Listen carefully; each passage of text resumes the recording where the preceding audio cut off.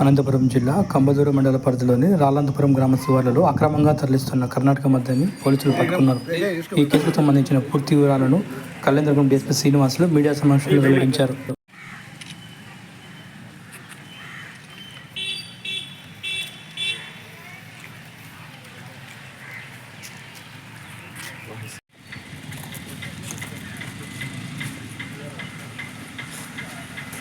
అందరికీ నమస్కారం.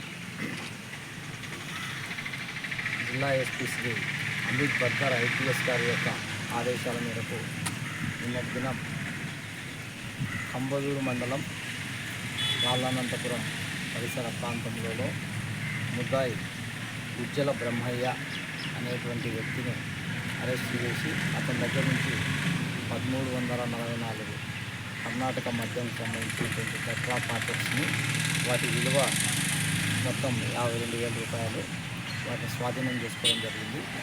ఈ యొక్క తనిఖీలలో Kalyanadurgam rural CI Nagaraju, Kambadur SI Anjaneyulu మరియు వారి సిబ్బంది పాల్గొనడం జరిగింది.